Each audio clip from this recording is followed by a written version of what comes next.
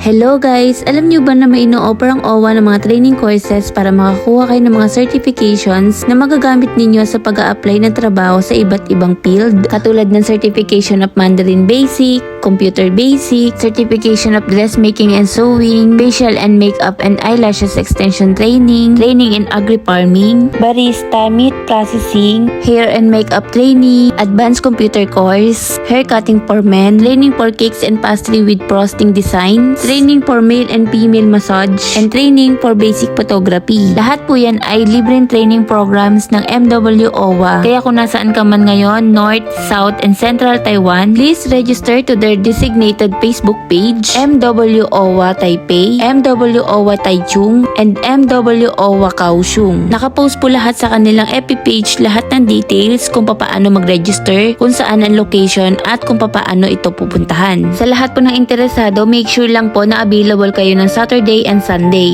Dahil weekends lang po ang schedule ng training. Wala po kayong kailangan dalhin dahil provided po lahat ng facilities, ang mga kailangang gamit at mga ingredients. Isa pa nga po palang kailangan bago mag-register, make sure po na active OWA member po kayo, or kung na-expired man po is kailangan nyo po munang magbayad bago po kayo makapag-join. You may enroll or register in one class only. Please wait for confirmation of your registration. And we have also graduation ceremony every courses headed by the OWA representative. We also have contribution for the food para sa graduation. Pagsasalu-saluhan po natin yon. And yung t-shirt po natin is binibili din po sa kanila. May tatak po yon ng bawat courses na inabil natin. Then another payment for the graduation picture. As souvenir po, meron po tayong graduation picture na pwedeng i-avail. Provided na din po nila yung toga or yung uniform. For me po, dalawang courses na po yun na atinan ko. Batch 2023 yung meat processing, and batch 2024 po ang barista. Medyo mahirap lang po talaga mag-register dahil napakadami po talagang gustong mag-join. Sobrang saya po ng training. Bukod sa natututo ka, nahahasa, nagkakaroon ng bagong kaalaman, is nakakasalamuha at nakakakilala ka ng mga kapwa natin kababayan.